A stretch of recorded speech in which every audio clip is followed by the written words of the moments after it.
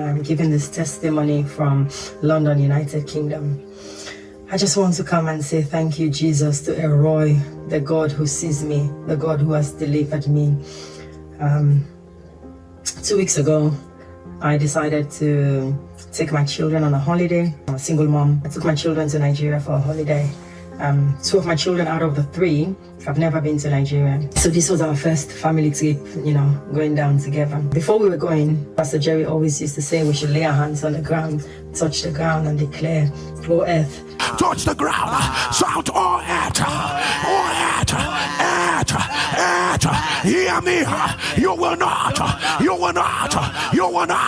swallow my body, all the bodies of my loved ones until I say so." And I do remember the week before even repeating that prayer. When I was in the plane on the 11th of April, riding the plane, I put my hand on the floor and I declared and I said it like Pastor Jerry would say. And I say, "Earth, oh earth, I will not be buried on you." And I prayed a prayer. But when we walked out of the plane, the moment we were walking out of the plane, I was still led to repeat that prayer. That time I had to maneuver and I just moved out of the plane. We came out and I just said to the kids, "Hold on." And I bent down as if I want to tie my trainers, my lace. And I put my hand on the ground. And this time around I said, "Nigeria, oh Nigeria, you will not swallow any of our lives." I started calling my children their name one by one. And the kids were like, "Mommy, are you okay?" I was like, "Yes." I refused to say anything to anyone. And I finished those prayers and we left. We had a wonderful time. We wanted the children to experience Africa, so they would want to come back. And one of the trips we decided to do was to go to the beach. We went to this private beach in Lagos. We took a boat. We had a speedboat. We went to this private island where this person had a beach they rented out. We were having fun. Everyone was playing. In fact, on the way to the island, so I just started staring in my spirit and I said, "Guys, you know what? Let's all begin to pray. As we're going, the water will not swallow us. The air, the sea." I started commanding and asking, and I said, "Lord, as we're going, you take us safely. None of us will be buried in this water." And we crossed over. We went to the beach. We were in the pool. In this beautiful place, we were all playing and laughing. And suddenly, people said, "Oh, let's just walk to the seaside. Let's walk to the beach." We got to the beach. We opened the property, walked to the beach. And I am from Sierra Leone. As a child, I am used to swimming in the ocean when I was a child. And I called my kids and I was saying to them, "Come and touch the water."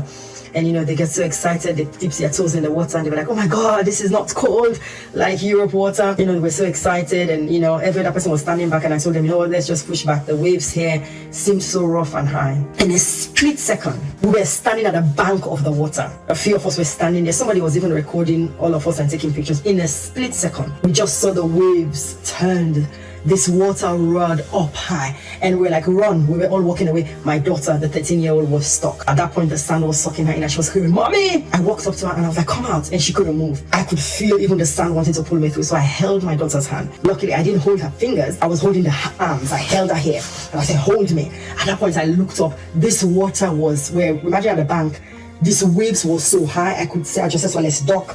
I could tell it was crashing down on us. I held this girl's hand. We tumbled over the water. My sides were being pulled away by the sand cracking. I kept on holding this child, and I could feel the current. I could feel a power pulling this child away from me, and I was holding and clamping with my foot, refusing to let go of this child. Before I heard somebody's voice in the background, a friend of ours was shouting, "Help, guys, she's going away." At that point, I was dragging with this child in the water. Something was pulling the child away from me. I was pulling the child towards me. And by the time you know it, somebody came and they were pulling my feet. As they were pulling my foot, trying to draw me out, I was feeling the current pulling this child away from me, and I was pulling. So another person came and then was also trying to pull my daughter's foot and pull us together. We came out, Pastor Jerry. It was such a traumatic experience, because I know if not for the prayers on this altar, if not for this specific prayer that you have taught us to make, "Earth, oh earth, I will not be buried. My bones will not be broken on you. Every pit that has been dug for me will swallow its owner." If not for those prayers, I know it would have been a different story. We sat on our flights coming back to London. I was so overwhelmed with gratitude to God. I closed my eyes. Usually I would want to relax on the plane, watch a movie. I couldn't, because I was just speechless. All I could remember was the prayers that we had been saying that had gone ahead. And at a point, I was just with tears in my eyes, thanking God. And I said, "So this is how I would have been sitting back on a plane coming to bury a child." Something I decided to do for the good of the children, to show them a different side of life, to show them their own heritage. It would have been a completely different story.